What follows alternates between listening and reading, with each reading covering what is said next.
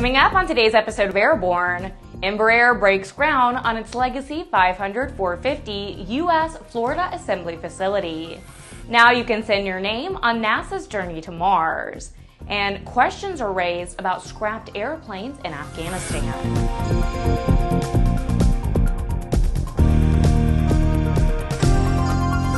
Welcome to Airborne on Aero-TV. I'm Ashley Hale.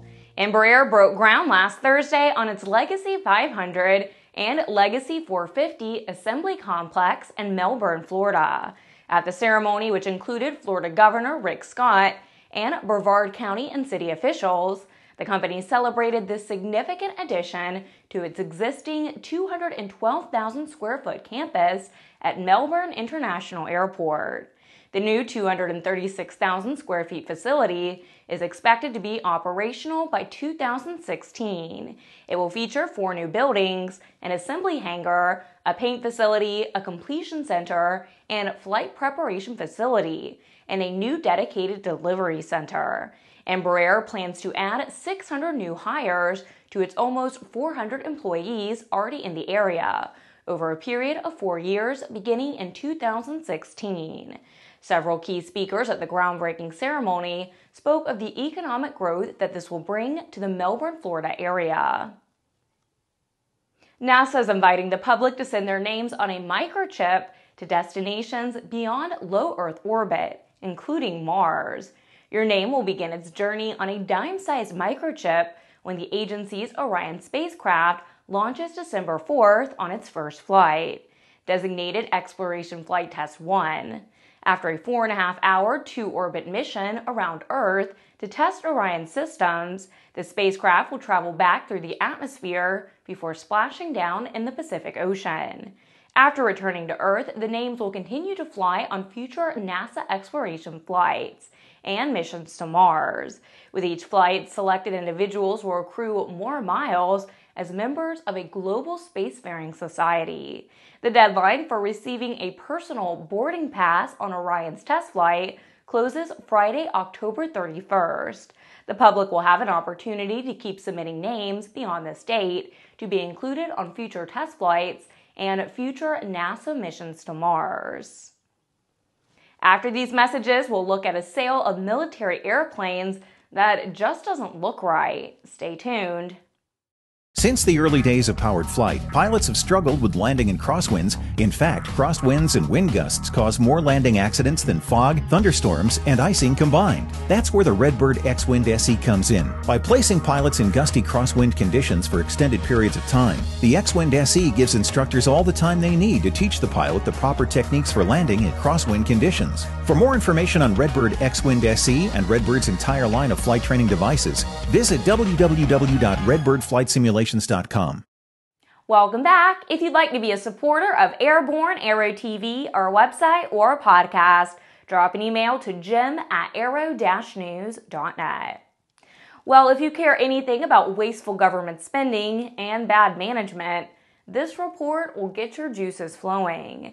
It seems that 20 Air Italia G222 twin-turbo transport aircraft, Air Force designated as the C-27A, had been purchased by the U.S. for $486 million for use by the Afghan military.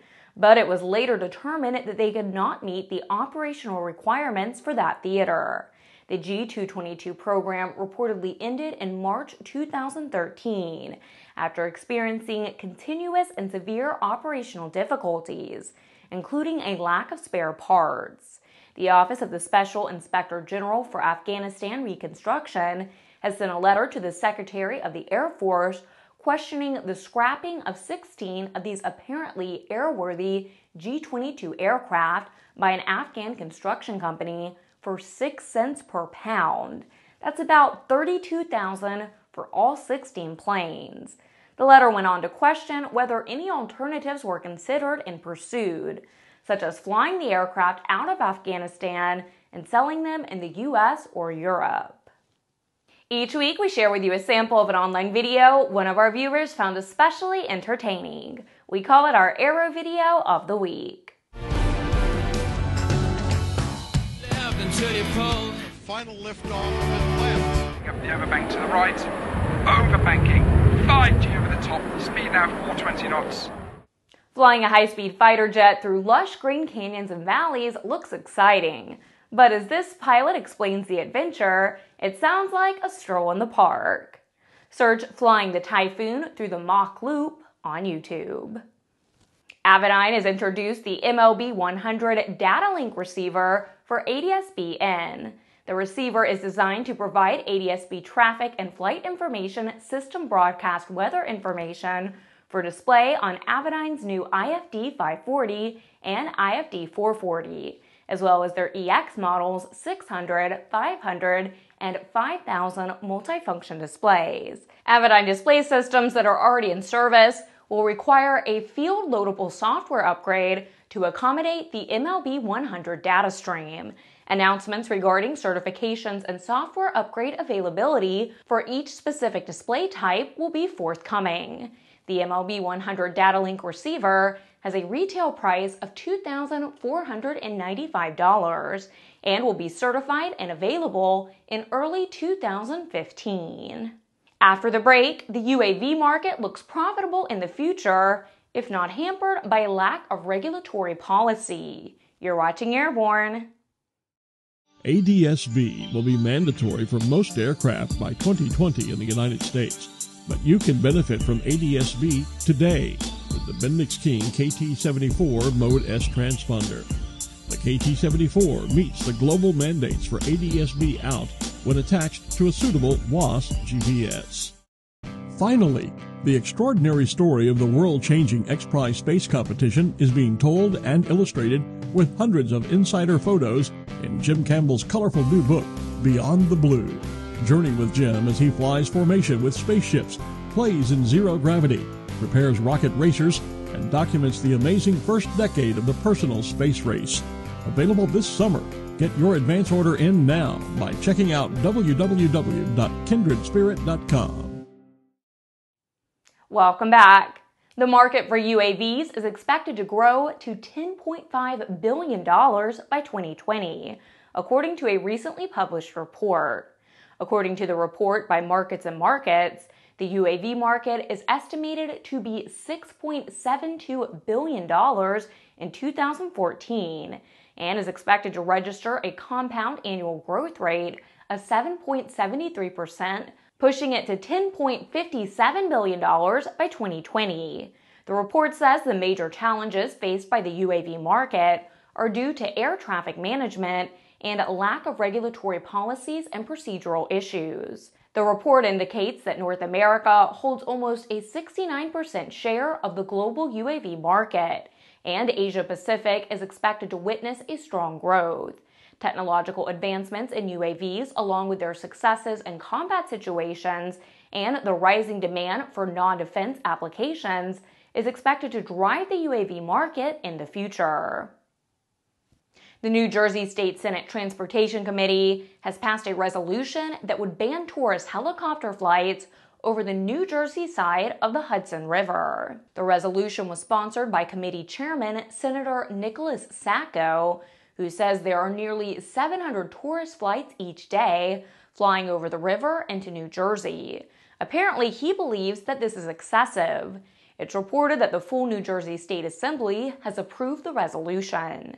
The ban resolution follows an agreement made between federal and state lawmakers and the Eastern Regional Helicopter Council that limited hours of operations and the number of flights by one tour operator that flies from the Paulus Hook Heliport on the Jersey City waterfront.